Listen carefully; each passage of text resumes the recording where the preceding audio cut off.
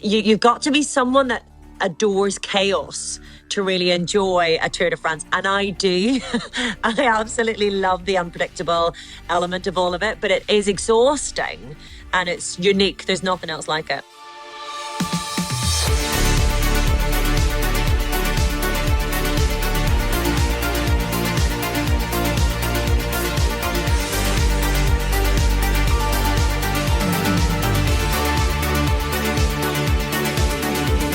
Hello and welcome to Outlines, a podcast about sport, stories and the media. My name's Eoin Connolly, hope you're well. It is great to have you listening. The Tour de France was made to tell stories. Quite literally, founded in 1903 to generate publicity and copy for the newspaper L'Auto, the most celebrated of cycling's three grand tours has long been a space for agony and triumph, heroes and villains, chicanery, rivalry and camaraderie. It's produced some quite spectacular imagery as well, giving generations of viewers a window not just into the intense challenges of road cycling, but also the many marvels of the French countryside. Naturally, that makes for some rich and compelling television, even if the process of bringing it to screen is not always straightforward. Our guest this time is Orla Chennaoui, the face of cycling on TNT Sports, the Tour de France broadcaster here in the UK. She did the same job at Eurosport from 2019 until it became part of TNT at the start of last year. And she's covered cycling now for more than a decade and a half. Orla talks about being at the centre of that extraordinary 3-week swirl of narratives that the Tour creates. She explains the intensive production and editorial planning that goes into every edition and her role as the conductor of it all on air, getting on top of the stories that spin up each day and getting the best out of the expert analysts with whom she shares the screen. And she reflects on what drew her into cycling, the distinctive community and culture that define the sport, and its future, in particular, the growing influence of women's road cycling. It's a whole lot of fun and very insightful too. If you are enjoying the podcast, then please do make sure you've subscribed, rate it and review it on your podcast platform of choice. Like and share what you see on the socials. Details for those accounts in the show notes. Whatever you can do to get the word out is much appreciated, as I always say, and I always mean it. I've noticed a lot of people listening through the back catalogue, which I love. I believe we've just clocked up a year of doing the podcast, which has snuck up on me a bit, and I must confess, I've not planned anything to mark that, but it does mean that we've got a lot of interviews with some fascinating guests already in the can. So if you're lucky enough to be off on your own tour somewhere nice this summer, or even if you're not, it might be worth your time checking some of those out. But before you do that, listen to this one. It's a good one. Here is Orla Chennaoui. I think this is a first, actually, on this show that you are at work doing the work that we're going to spend the next kind of 45 minutes to an hour chatting about. We're not going to get too, we promised beforehand, we're not going to get too into the weeds of like this year's general classification race or anything like that. But you are, you're monitoring a stage at the moment of the Tour de France. Yeah, I am. So as we're talking, it's stage 5 of the tour. So we're looking at should be a sprint finish, which is nice and easy to avert my attention from for a bit because hopefully not much will happen. Although I've got to say kudos to the camera teams on a day like today with the sun shining. France and the Tour de France is looking glorious. So it's actually one of my favourite stages to just watch, but like a moving picture postcard. But yeah, I'm keeping an eye on it just in case anything happens or if anyone gets into trouble. Yeah. But we're expecting all the action at the back end of the day, which is good. TNT are very helpfully placed the monitor just over your shoulder so I can keep an eye on it as well. Yeah, actually, yeah. We set up very deliberately so that I can also watch it in my rear view at the same time. Yeah. It's all thought out, doing. Yeah. What are the 3 weeks look like for you? So you're in London currently at base. Yeah. And obviously you'll have guys out on the, going through the glorious French countryside in the baking sun, and then you're relocating then kind of for the last few days. Is that how the final works? week? Yeah. So we're mostly in studio. in London, just outside London. And then we are doing 2 live studio audience days where we Okay. take the program to venue and invite a studio audience, which we started during the Giro, and it was such fun. We all love it, all of us, on and off camera, because it just breaks things up as well and gives us a bit of excitement and a connection with the audience that can feel really distant sometimes because they only really exist on the other side of an Insta post or social media. So it's lovely to have that close interaction. And then for the last week, we're going out to Alpe d'Huez to wait on the race coming towards us. So obviously we've got 2 days of Alpe d'Huez stages this year on stages 19 and 20. So we'll be out from the second rest day and then from the Tuesday broadcasting from Alpe d'Huez as the race comes towards us. Yeah. So it's a really fun way to do it as well because we're in France, we're building up the atmosphere. There will be a huge crowd on Alpe d'Huez already because the etape of the Tour de France takes place on the Sunday before. So that's when amateurs get to ride the toughest stage of the Tour de France. And loads of people then end up staying every year wherever the etape takes place and waiting for the Tour to come itself. So Alpe d'Huez will be busy for the entire week. And then the race comes to us. And then we decamp from Alpe d'Huez on a Saturday night and make our way to Paris for the final day. So I Yeah. cannot wait to be back at the race again. It's just the best. Yeah, it's fantastic. I mean, because it's an interesting thing that it's both, the pictures are glorious from the Tour de France. They're extraordinary, this kind of rolling travelogue, as we were saying. But for the teams, for the riders, for the sponsors, and for the broadcasters, not a straightforward exercise pulling the whole thing together. It's ridiculous. It's like nothing else that I've ever worked on. And I've worked on multiple Olympic Games and multi-sports events and traveled all around the globe for sport. And there is nothing like a Tour de France. The logistical,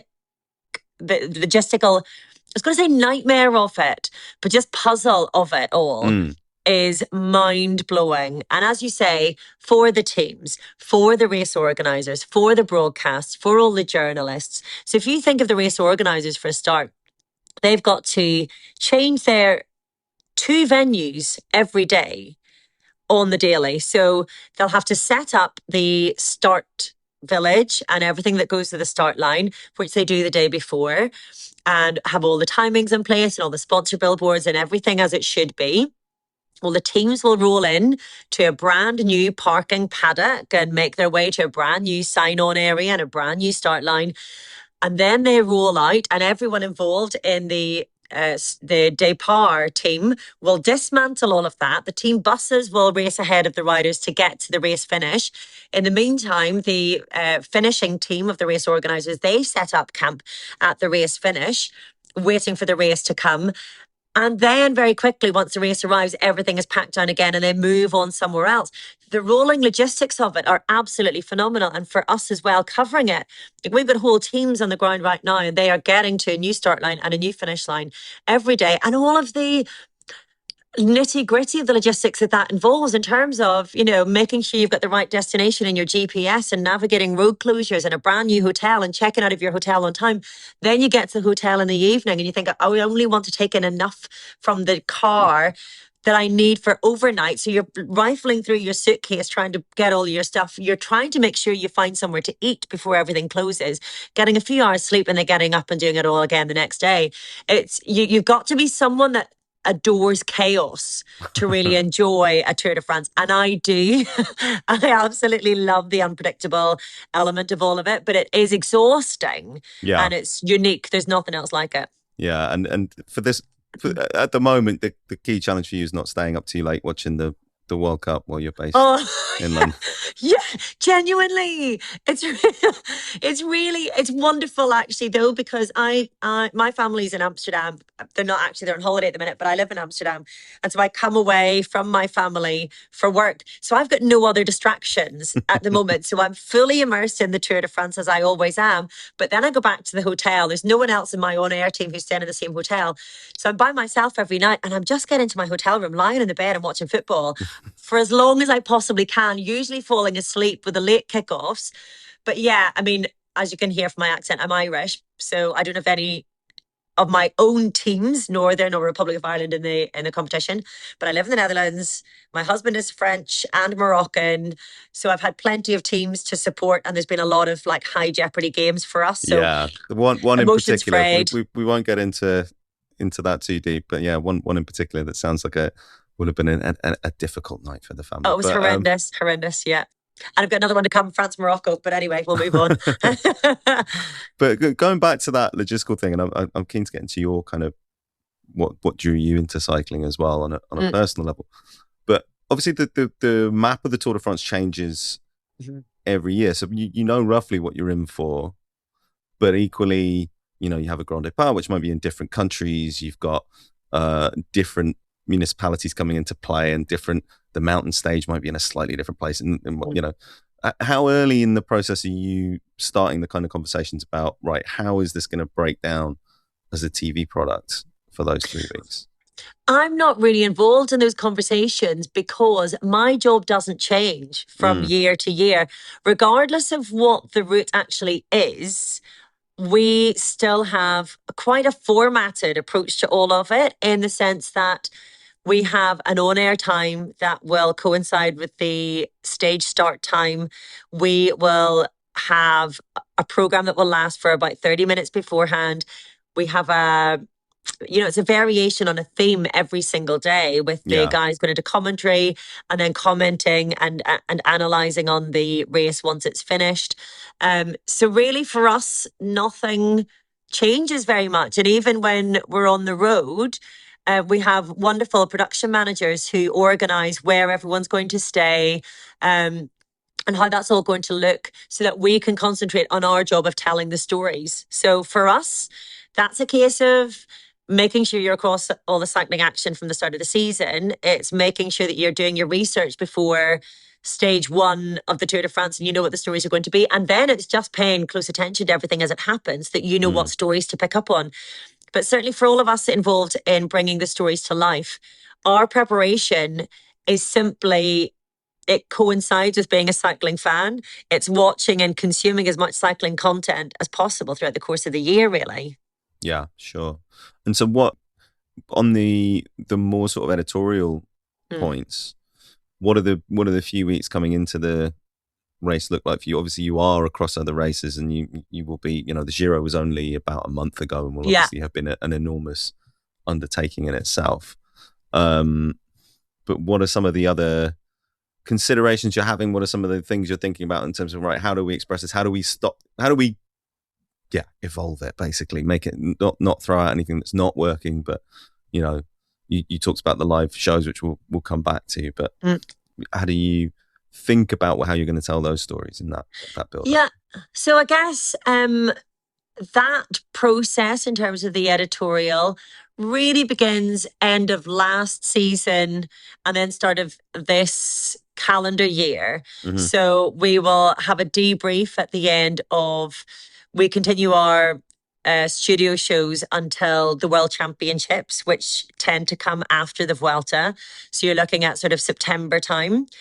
A few weeks after that, we'll all jump in a call, have a debrief, discuss what we think worked, what didn't work so well, what we want to change in the future. Usually we'll have a rotating cast of expert guests in the show, and we'll discuss who worked, what dynamics worked really well, who we'd like to target for next year.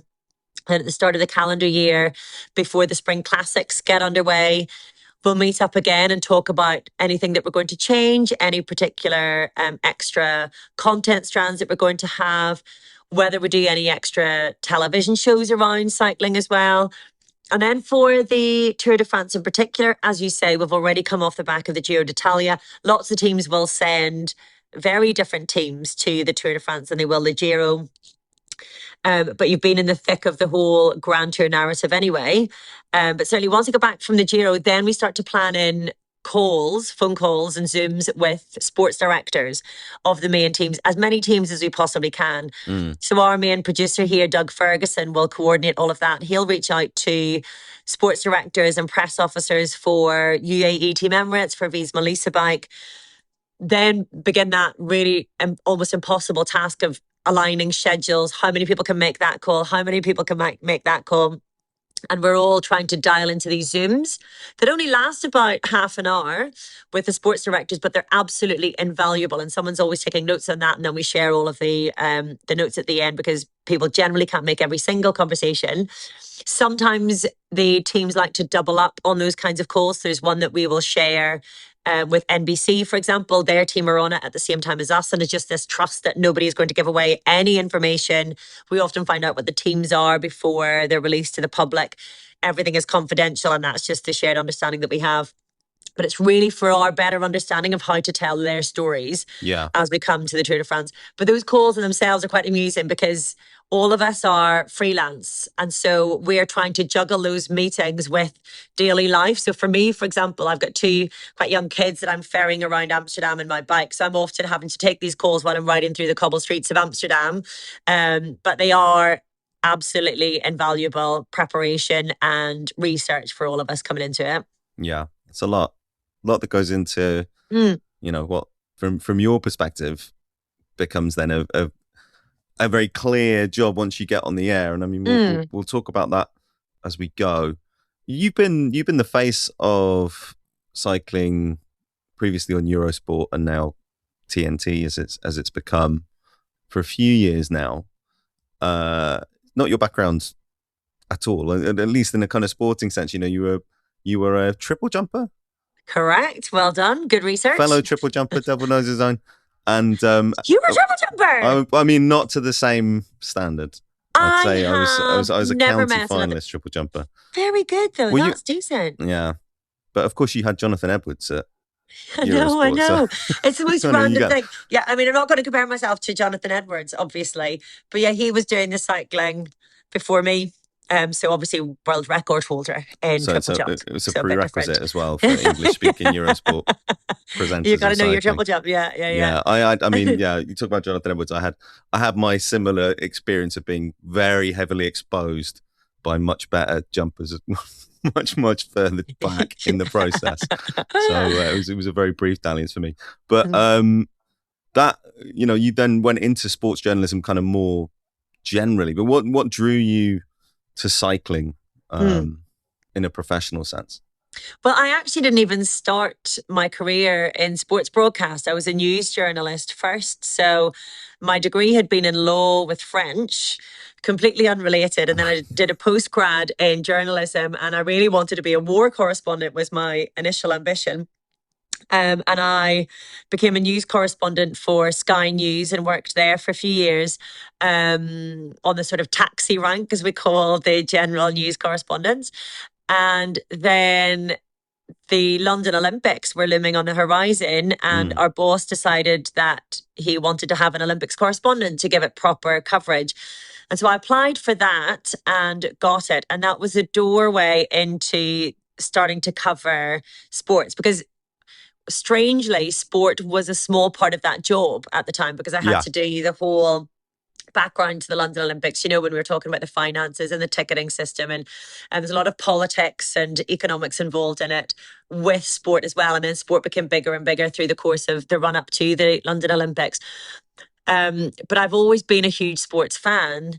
And when I started to do the sports part of the job, I realized just how much I loved it and how much joy I got out of it and how much meaning and purpose I find there to be in sports reporting, in the sense that I find it to be, in its purest sense, sport is such a noble endeavor, and it is such a unifying endeavor. And obviously there's so much of it that can be divisive, and there's so much that can be toxic. But my childhood experience of sport was always so incredibly positive and uplifting and unifying. It sort of bonded the community that I'm from. And even though I competed in an individual sport, athletics, for me, it was all about the camaraderie, and it was all about the team support, and it was all about the friendships.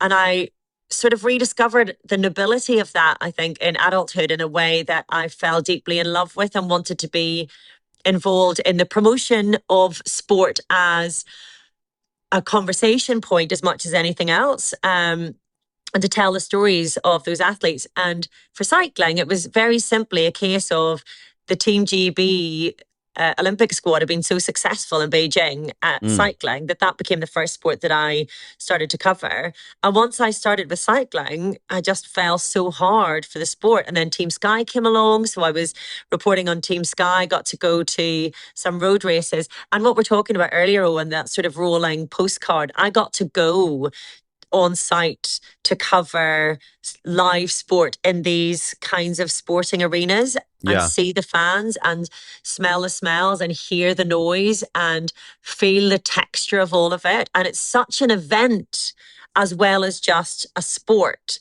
that I fell for every single bit of it. And from then, 2010, I increasingly fell in love with sport and increasingly wanted it to become the job that I did more than anything else. So fairly early, I wanted to become a cycling presenter. Right. So, yeah. And I mean, cycling, much as you say with the Olympics, there's multiple dimensions to the whole thing that have nothing to do with the sport. It feels like cycling has that going for it as well, or has that kind of quality as well, in that the commercial picture is always changing. You obviously have teams that are completely bankrolled by sponsors on the road cycling side. You have races, whether they're classics or whether they're shorter events around the circuit, or whether it's the kind of the grand tours and that are showcases for regions. And you'll have, municipal mayors and stuff getting involved, I'm sure, at every level in the Tour de France, for example. But it's also distinct from a lot of other sports. And having covered sport and the business of sport for as long as I have, there are some sports that slightly sit apart and have their own culture and their own community and their own storylines around them that aren't as easily translatable as, say, football and rugby might be. And if you talk to a fan of one sport about another sport, they might be able to say, well, that sounds like what we're going through over here. But cycling kind of is its own world in that respect. Very much so. It's its own microcosm. And that is both the beauty and the barrier of the sport. Having its own really distinct culture, its own language in many cases. There's so many words that are borrowed from French, for example, and French cycling in particular, or even from Dutch and from the lowlands. Having its own very distinct culture, racing program, traditions, things that simply do not make sense when you start to watch the sport, because a lot of it, if you were to invent road cycling right now, you would rip so much of it apart. You would build it entirely differently to what we have now. And again, it is part of the beauty of cycling, and it is what those who are within cycling love about it so much and cherish about it so much and really fiercely want to protect. But at the same time, it is that slight barrier to newcomers. And I'm always really conscious in my job in particular to never be a gatekeeper and to open those gates as widely as possible, because it can be weirdly complex, but it is at its heart such a beautiful, multi-layered sport that I always say it really rewards a little bit of knowledge. So the more you know about cycling, the more you realize there is to know, the more you realize there is to love. And it can be very simple. And once you understand that there's a bit of teamwork, a lot of teamwork involved in it, and what those different roles can be and what the different stages might be of a Tour de France, for example, then you can then become hooked throughout the course of the season. And also, though, you don't need to follow it all season long. We broadcast every single men's and women's World Tour races on TNT. So you can watch thousands of hours of cycling every year. But at the same time, if you just drop in for the Giro or drop in for the Tour de France, that in itself is its own reward. And by the end, you become obsessed with all these characters like it's a soap opera. And that's what's really beautiful about it. Yeah. So I think it's the complexity is beautiful. It can make it complicated, but I think it's a responsibility really for all of us working within cycling to try to simplify that complexity as much as possible without taking away from the traditions and the heritage of the sport. Yeah. And let's kind of come back to the broadcast side of it and look at it through that lens. So for you as the presenter, what do you see your role as being in kind of conveying that story? Um, for the audience, I think my role is to simplify things as much as possible, to ask the questions that they are maybe asking from the sofa. So not to be too involved in the sport that I take knowledge for granted, to be I guess humble enough to ask questions that might make me look stupid, even if I know the answers, because I want it to be explained to the audience.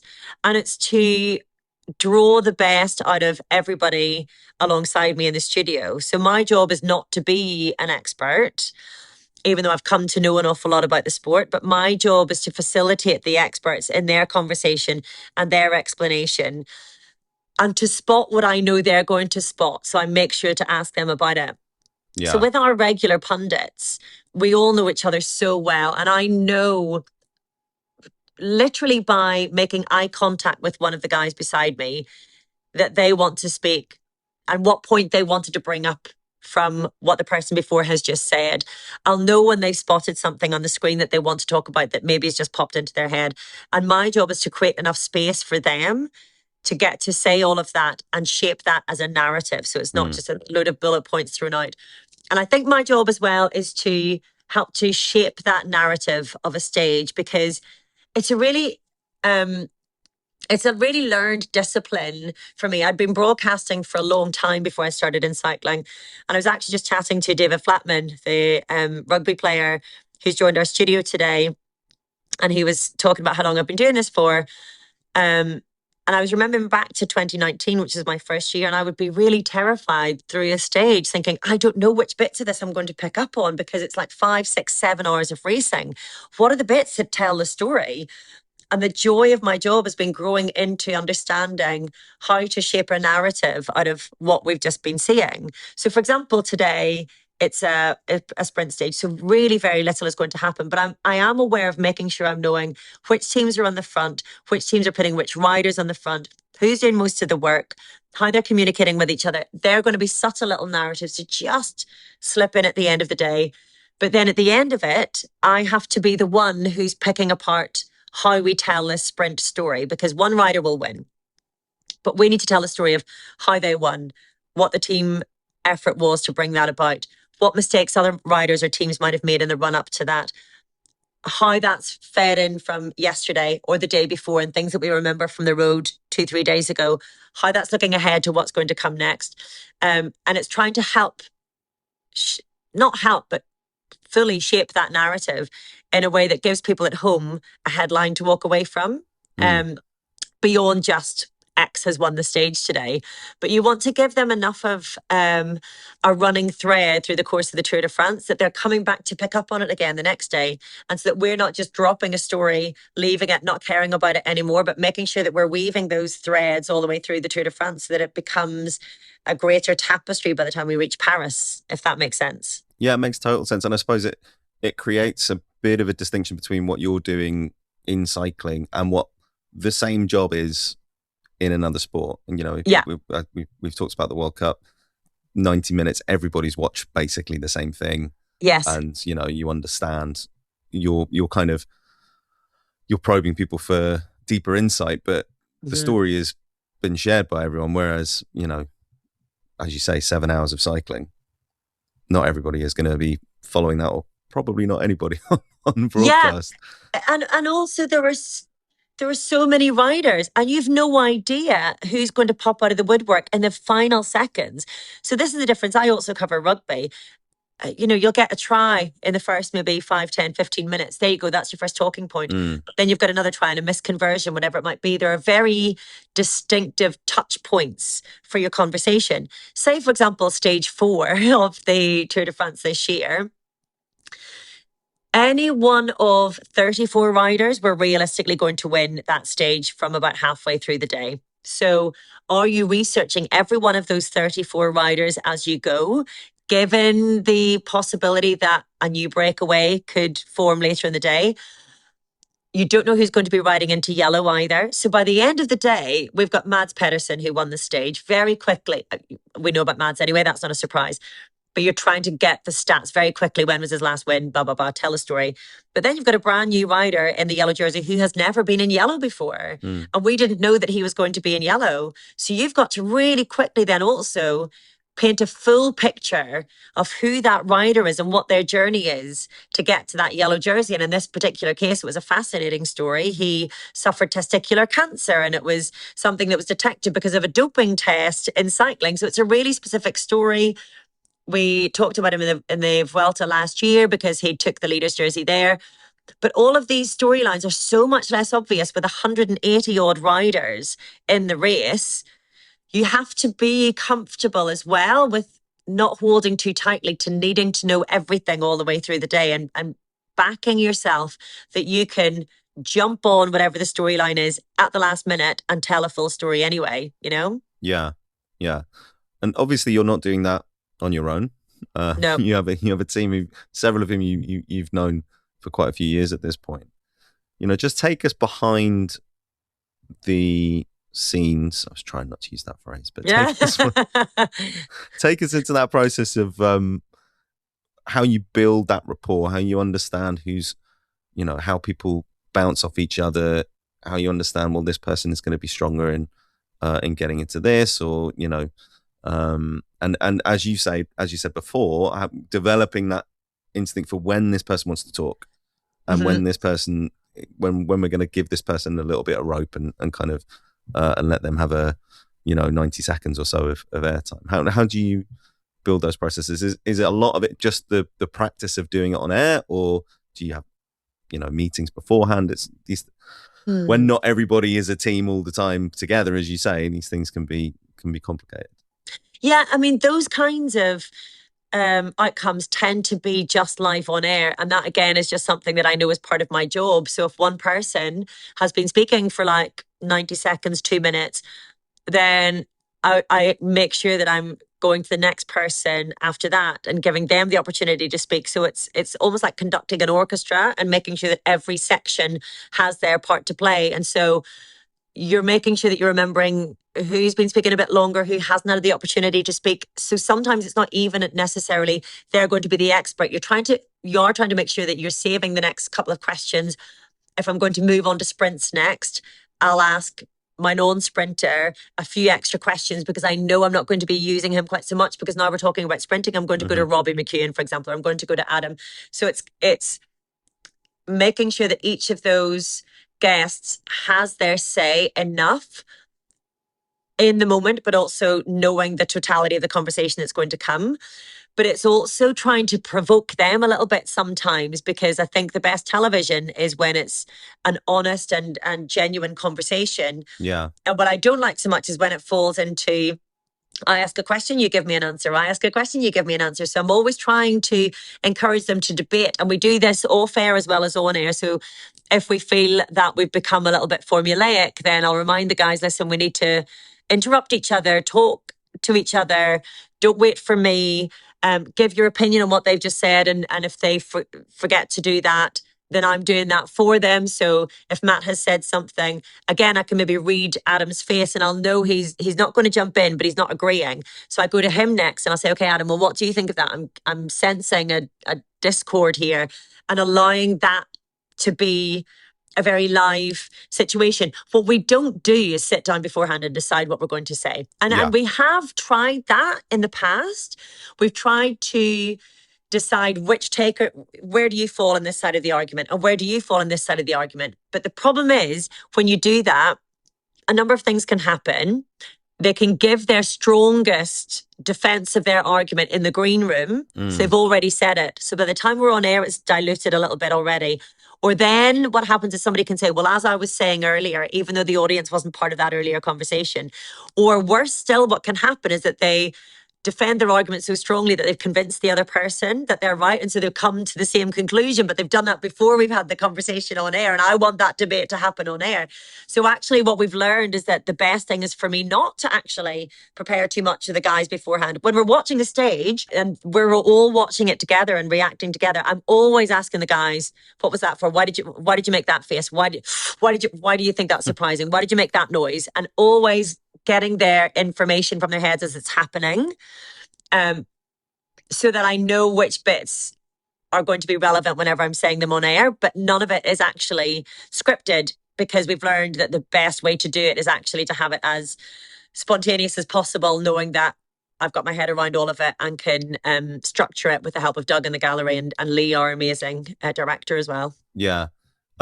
We had Adam Leventhal on the podcast a few months ago. Oh, lovely Adam. Yeah, who'd made a quite similar journey to yours. It's slightly different in that I think he does less of the kind of anchor work that you do, where it's live TV and it's with analysts. But what he had done was the same journey of having been a correspondent and then gone into an anchor's chair. And one of the things he talked about was having understood being on that side of waiting to speak, knowing you've got to reel something off, and then you're kind of...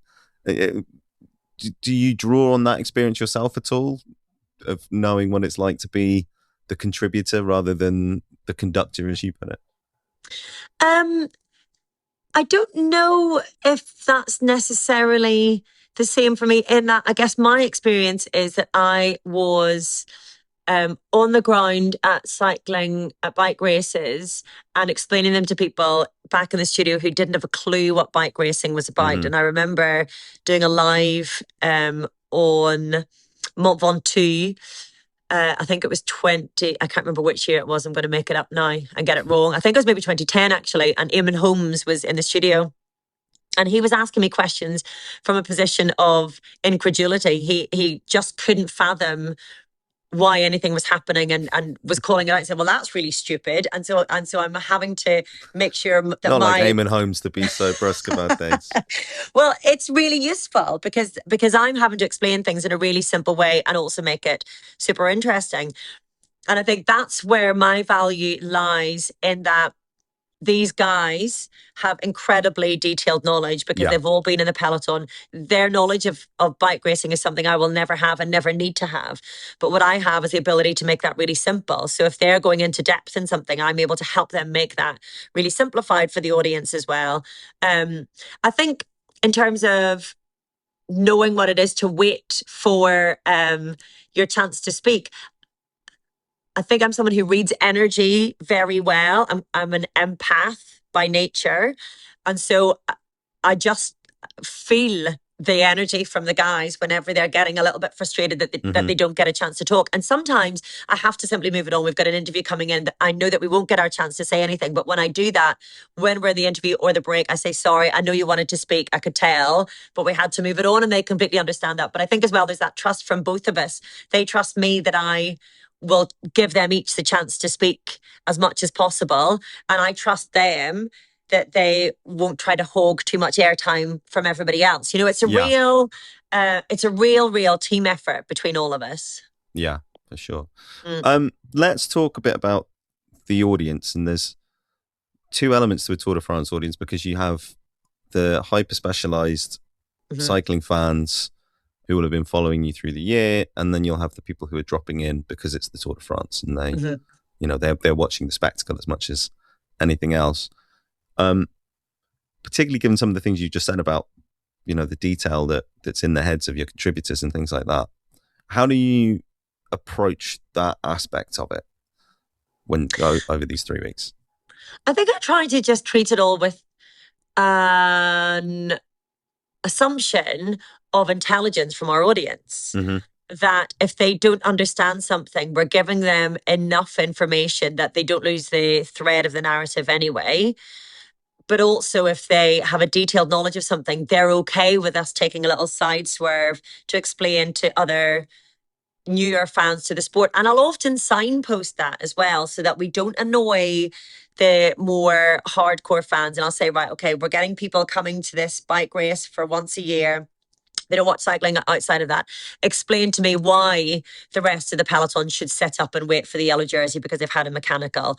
So I don't allow the conversation to get too in depth without them bringing it back out again. And it is just having an awareness of that balance, really. I think as well, because I didn't grow up within cycling, and I didn't cut my teeth in the early days of my career broadcasting cycling. I'm still an outsider, really, in my head. And so I'm representing all the outsiders. And to be honest, most people are outsiders, even if they're insiders, Mm. because very few people watching our coverage have ever raced a Tour de France. And if they have, they'll know more than any of us anyway. But they do tend to tell us anyway that they enjoy it. But what I find is that even if someone is a seasoned bike watcher and cycling watcher, there'll be things that they don't want to admit that they don't fully understand. And so we also allow for that. And it's an easy way for them to go, oh, without flagging to anyone else, they didn't really get it. We're also explaining it. But the other thing I think to bear in mind, especially with something like cycling, is that our pundits don't always know what's just happened. Yeah. So it's fair to ask questions that might seem simplistic to an in-depth fan, because actually what their interpretation might be may not be correct. And I like to point out that there are so many different ways of interpreting a bike race, because even a racer, a cyclist themselves, will give you a different version to the sports director. We get this on the daily, where a sports director will say, well, this is why we left that rider to make their own way back by themselves. And another teammate is saying, well, that was BS because the rider had to make their own way back by themselves. So I think it's just an awareness of having to bridge that land between in-depth fan and more of a newbie. And also being on TNT Sports 1, as we are for the Tour de France, I'm aware a lot of our audience will not necessarily have been watching much cycling, and I want to bring them in. I want to make it exciting. And I think as well, if you make it fun, you're probably going to do all right, regardless of the level of intelligence or information that somebody has about cycling. Sure. Where do you build that connection with the audience? Both, I suppose, more through the year now we're talking about, because there will be people for whom this is, the apex of a whole year or half a year so far of watching cycling. How do you establish that relationship? How do you manage that relationship? It's a sensitive subject, but obviously when the name TNT comes up in cycling at the moment because of rights issues and subscription fees and all sorts of things like that, it's not always a pleasant conversation, or it can be, quite a testy conversation. Like what's that process like through the year? I'm just looking down because I'd seen this just before. I think the thing that's really important to remember is that the channel that I work for, and it's changed names and it's changed owners. I've only worked here since 2019, but that's still a decent amount of time. But that channel has broadcast cycling in the UK since 1991. Yeah. And so I think it's really important to remember that loyalty as well, that the channel has actually shown to the sport. How I manage the relationship with fans of cycling in particular is just by doing the best job I possibly can and working as hard as I can and trying to give as comprehensive a coverage and as entertaining a coverage as we possibly can, regardless of what else is happening. That's all I can do. And I think there can be little doubt as to our commitment and our passion for the sport. I mean, like I say, this is my 7th year doing this with this channel. And I'm on air from February all the way through to September, October. There's no dancing in and out of it. This is my commitment. It's the core commitment of my professional life. And all I can do is do justice to the bike racing, the cyclists, the fans, by taking all of that as the privilege that it is and trying to deliver on all of that. And after that, other issues are external or out of my control, and how people feel about any of it is out of my control. I can just work as hard as I possibly can. And that's the only guarantee that I can give. And it's something that I am at least proud of, that I give my everything to this sport and to our coverage of this sport, my everything. We were talking a bit earlier about how cycling is a very distinctive community. It's a very distinctive kind of fandom. Does that influence the way that you approach that question of your relationship to the audience? Or is it just, if you have a community of people who care about something and you are bringing them stories about that thing, it's the same kind of level of respect and care? I mean, it's hard to know for me because I've never dived as deeply and as fully into anything else in my life. So I've never been a film correspondent or a classical music correspondent. I've never broadcast football, so I don't know how I would treat fans in those spheres or manage a relationship with fans in those spheres in a different way than I do cycling. Cycling is all I've known from a broadcast perspective, by and large. I mean, I do Olympic coverage. I've done rugby. I have done a lot of other sports as well. But I've never been so immersed in a sport as I am in cycling. Yeah. And I don't mean just in terms of broadcasting. It's my whole network outside of work is also connected to cycling. My best friends ride bikes. We socialize through cycling. I've met so many dear friends through cycling. It's my way of life as well in Amsterdam. I don't own a car. I cycle everywhere. So my passion for the process of cycling and the mode of transport, as well as the professional sport, runs so deep that I don't really know that I manage a relationship or I treat it in any way.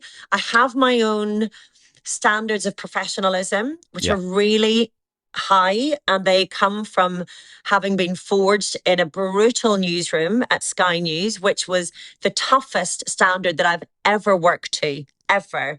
But that's the standard that was set for me and that I set for myself from the age of 25. So my professional standards are considerate of the fans and the audience that we are broadcasting to, because also ultimately I want to do my job the best I possibly can, whatever that job would be. But in terms of being in the cycling world, it's just my world. So it's not anything that I consider or try to manipulate or try to overthink in any way, because it's not artificial. Do you know what I mean? It's just the environment that my life is, really. If that answers that question in any way. I think it does, and I think it. You're of that community now. Exactly. I'm not, like I say, I'm not dropping into cycling because I broadcast in it. Yeah. I'm really lucky that I get to broadcast in a sport that I love. And while I'm talking about being an outsider, I only say that from a broadcast perspective, but from a lifestyle perspective, I'm fully in it. And I'm also really passionate about opening the doors to and the gateway, I guess, to cycling on an amateur level for people who might feel like there are too many barriers for them, that it's elitist or it's, there are a lot of accusations, even amongst club cycling, whatever, of it being quite protective of its own boundaries and not allowing people in very easily. I'm really passionate about as many people riding bikes as possible in whatever form. Ride your e-bike. Wear Lycra if it makes you feel comfortable. Wear mismatching stuff. Don't worry about how you look. Just get out and feel the joy of riding a bike. So none of that comes because I also broadcast in cycling. That comes from a deep passion for sport anyway. And cycling is where that sporting passion has been allowed to grow exponentially over the last 16 years, 17 years. This is my 17th Tour de France. It's my 7th with TNT, what was Eurosport, but it's my 17th Tour de France. I've been in this a literal lifetime by now. Yeah. What did you learn from doing those Q&As during the Giro, and what are you kind of hoping to get from them in a couple of weeks' time? The Q&As from the live studio audience. Yeah. They were really, really, really lovely and heartwarming and refreshing, and a reminder that when people watch our coverage, they really love it and they really connect with it. And I think it's really easy to read the worst of what's written online or headlines that are written online and assume that's the entire story.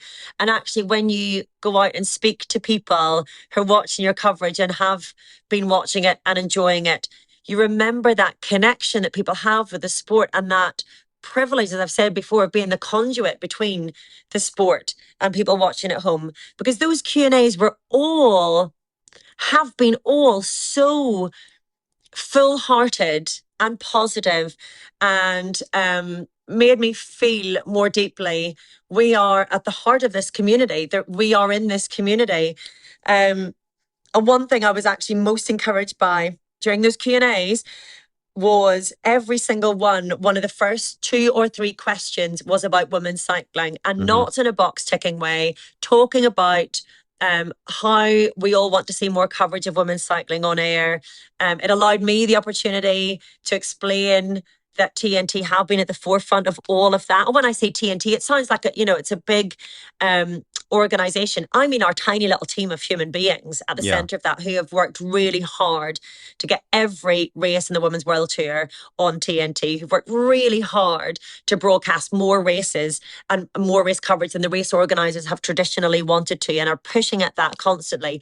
And it was really reassuring to me that that is something that's landing, that those fans are there, that we're helping to create and sustain and reward that community with even more race action. So there was nothing but positivity from those Q&As. And I shouldn't have been surprised, because I've worked in news and I know how headlines work and I know how news stories work, and they never work off the nice bits. But most of life is actually quite nice, and most people are actually quite nice at worst, and everybody was lovely and just really involved in all of the cycling coverage with us, which was just really reassuring and energizing. Yeah. Knowledgeable. Hugely. Yeah. Yeah, that's the other privilege, like sometimes in the past we've been like compared to other cycling coverage outlets, and we've been called the more I guess the more detailed analysis for the purists, for the people who understand a lot. And I always find that really odd for me, because my priority is to always make it as entertaining as possible. I think that's how you draw a new audience in. But sometimes I think, do we know too much about this sport? Should we make it more simplified? And then you go out and you speak to the people who watch, and people who are loving the sport alongside us, and they know it. Yeah. In many instances, their memory of different stage wins will be as good as ours. Yeah. That the knowledge that they have and the passion that they have is a beautiful thing to behold. Yeah. What are some of the things that excite you at the moment about how cycling's changing, and what are some of the challenges? I mean, you touched on women's road cycling there being, potentially a very big change that's going through the sport, and the platform that's being given to that. What's your outlook for the next little while? Yeah, I would say that the biggest excitement is women's cycling. It's become so much more professional, which means that we are able to have much younger professional cyclists now than we did even a couple of years ago. It used to be that women had to go off and have careers and go to university, and they would do cycling on the side. That's increasingly rare now. There's certainly more money in the sport. And look, whenever you're going to compare it to a men's side of the sport that has been given hundreds of years to grow, and women's cycling hasn't, then it's always going to come off unfavorably. There's so much more that we can be doing, but I think we shouldn't lose sight of the progress. Like, I co-founded the cycling podcast Feminine back in 2016, and that was at the very start of the Women's World Tour. That's 10 years the Women's World Tour has been going. And back then, by the way, forget about getting every meter of Paris-Roubaix live on TV. We had 10-minute roundups, highlight roundups every week on the UCI YouTube channel. And that was it. No live, no individual race coverage. It was the biggest of headlines compressed into 10 minutes and nothing else. Even getting written coverage of a stage was really challenging. We had to do a lot of storytelling in those early days, because there wasn't an awful lot that we were able to get directly from races. So it has grown so much. And I also can understand how people coming into the women's side of things a little bit later will only see the discrepancies. But actually, because I've been in it for a long time, I can see how much it's grown. The racing is so much more. I mean, the racing has always been dynamic in women's racing, and it certainly has been for the last 5 years, often more exciting than men's racing. But we have so many more riders as well contesting the different finishes, and much greater balance of teams that can put proper squads to a start line to really contest it. And so that's amazing. There's still a long way to go with it, a long way. And I think, going back to what I said earlier about the beauty and the barrier of cycling being its tradition, being its heritage, it's still a sport that can be encumbered by its tradition sometimes. And in certain circles, giving women parity isn't necessarily seen as being a priority. And so we don't have, we had a rollback really on Paris-Roubaix this year. It was 2 days of separate coverage, something that we fully support at TNT. We really want to see. It was on the same day this year, so it meant we didn't really get to see so much of the race. And I'm talking to you as an individual here. I'm not talking. I'm not a mouthpiece for TNT in this at all. But I know from my conversations that we would love to have more women's racing on air. But we do have the will of the likes of TNT who want to show as much women's racing as possible. That's amazing. We don't have any other broadcasters who are stepping up to that. We just don't. So we do have a broadcast partner that really wants to facilitate this. We've also got the likes of Zwift, and I've got to give them credit, because without them, there would not be a Tour de France Femme. And their sponsorship money has elevated cycling in the public consciousness, certainly, so much more than they're really even given credit for. I'm not an ambassador for Zwift, I don't do anything for them, but they deserve that credit because they've done so much. And what I'd love to see is more big companies coming in and seeing the goodwill and the corporate growth that Zwift can take from that association with women's cycling and think, I want a slice of that. We've got millions of views now for women's cycling. I'd love to see companies being astute enough to think, okay, that's maybe where our sponsorship dollar is going to go. Then we'll do it in women's cycling, because, men's cycling also, we'll always say it needs more money. All sports do. But women's cycling is less saturated with all of it. So I'd love to see that continuing to grow. I don't see why it shouldn't. I think we see some setbacks and we tear our hair out and quite rightly get angry about it. But I think we're on the right path by and large, because I think there are enough people who want to shepherd it the correct direction to put the pressure on those who are resisting. Yeah. Okay. It'll be fascinating to see how that develops. Now, there are 3 questions that I like to ask everyone who comes on the podcast. There's one I want to ask you just before we get into those, which is just specifically on going back to the Tour de France. What's your favourite story from the Tour de France? Either one that you've covered or, one from your experience of watching it. My favourite story from the Tour de France? Oh, man. I cannot think off the top of my head. I mean, there are so many that come down to these insane rivalries, and I'd have to look up the detail. I mean, the very first Tour de France that I got to cover was an early indicator of the sort of, I wanted to say skullduggery, not necessarily skullduggery, but the dark arts of the unwritten rules in cycling, right? Which when you start to hear about it, you think, well, that's fascinating. What's that all about? But excuse me if I misremember this, because I didn't know this question was coming. But I mentioned that I was on the Tourmalet. Was it the Tourmalet or Ventoux? No, it was the Tourmalet, 2010, and it was the great battle between Andy Schleck and Alberto Contador. And who had the chain mishap? It was Schleck, wasn't it? So Andy Schleck, I might get this wrong, I think he was in the yellow jersey, and he slipped a chain. And usually the unwritten rule is that if the yellow jersey has a mechanical or an accident when the race is on, the rivals will sit up and wait, because it's supposed to be this noble tradition that you do not take the yellow jersey by misfortune. It matters too much. You have to race to earn it. So Andy Schleck's chain slipped. They were coming to the top of the mountain, and Alberto Contador kept riding, and he attacked.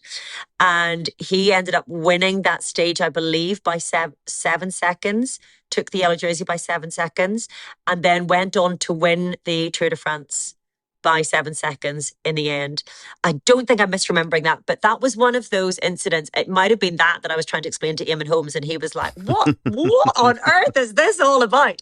But I just find the uproar from the fans on both sides so vociferous and so impassioned that it was one of my early experiences where I thought, whoa, this all matters so much and I love it.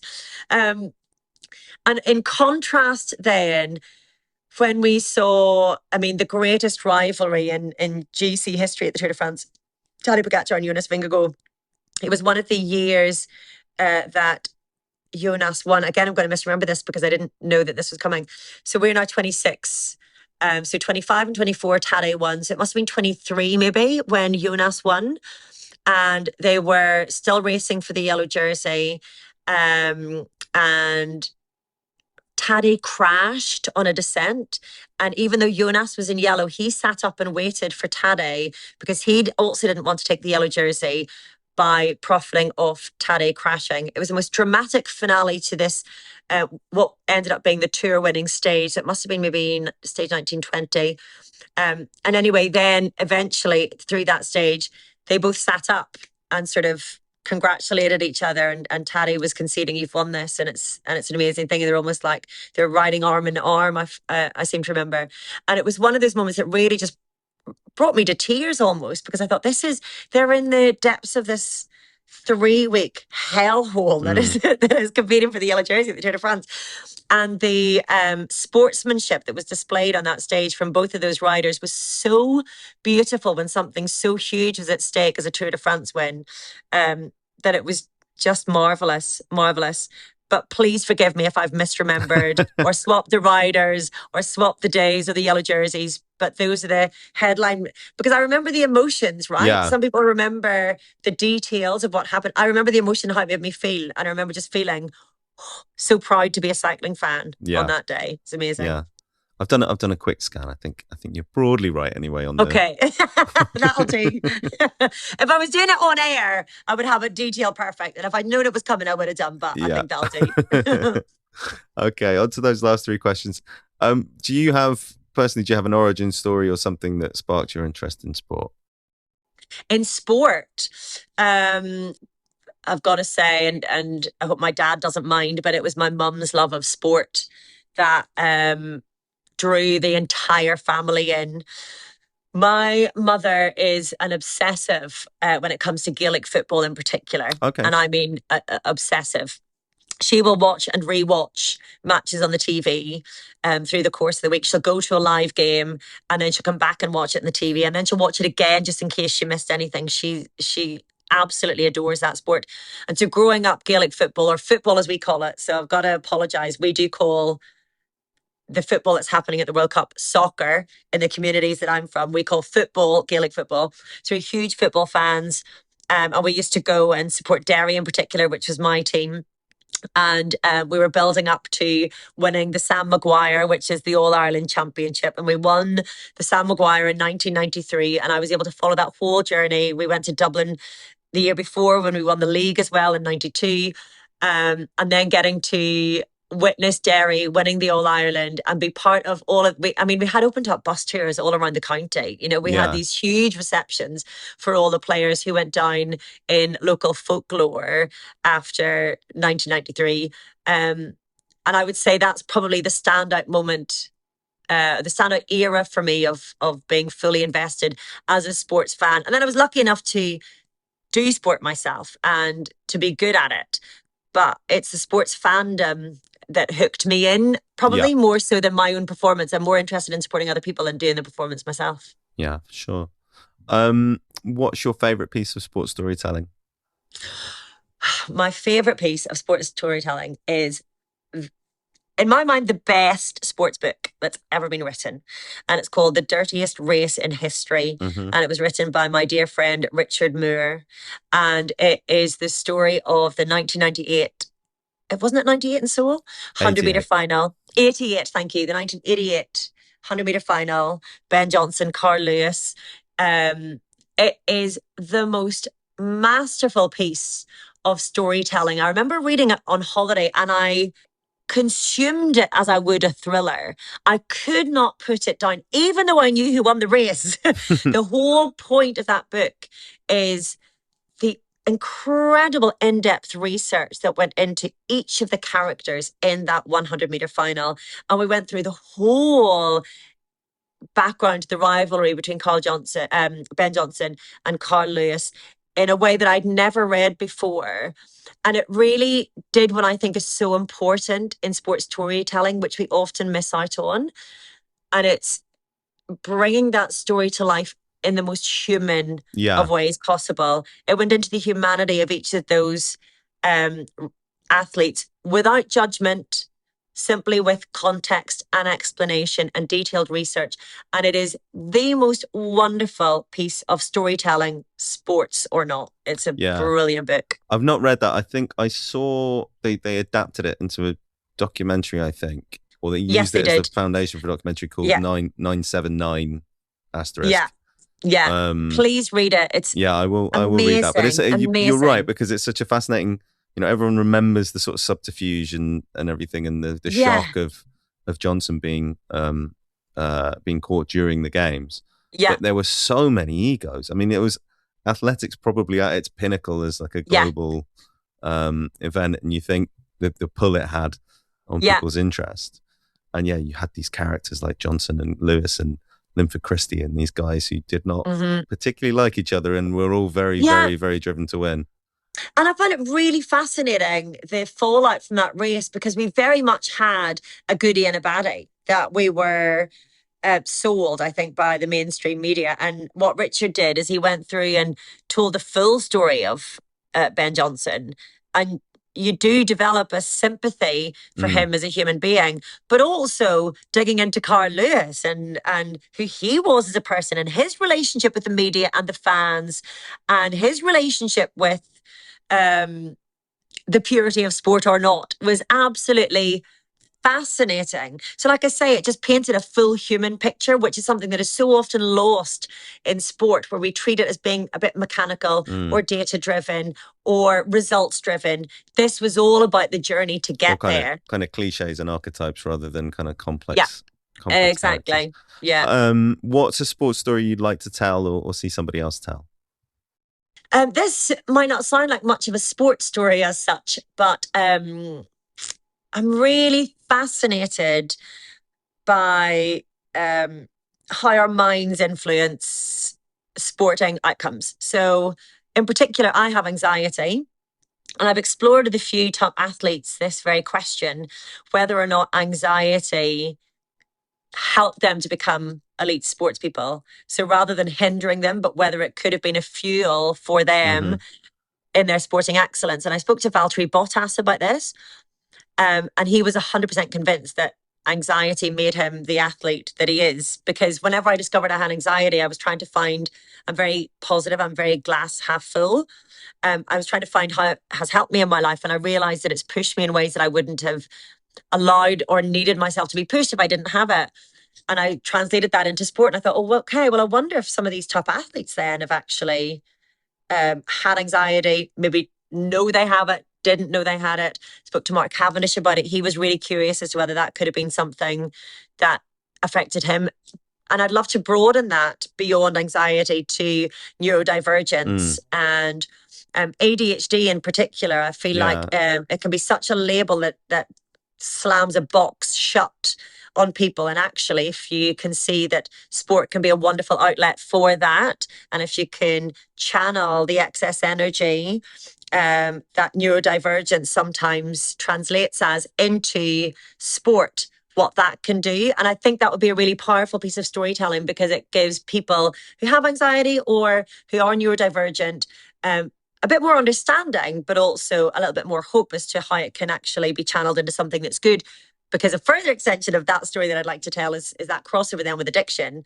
I find that there are probably really strong correlations between anxiety, ADHD, OCD, whatever it might be, and addiction in life. And I feel like maybe this is an important story to tell, where you can channel that addictive behavior into something that ultimately can do good in your life, but then with that caveat of also needing to roll back from that also becoming addictive and to identity defining. But I think that would be a beautifully complex and powerful story to tell. Yeah, really intriguing stuff. Right, well, Orla, it's been a lot of fun. I need to let you get back to 50k to go. But thanks so much for your time. No, thank you. It's been really enjoyable, and thank you so much.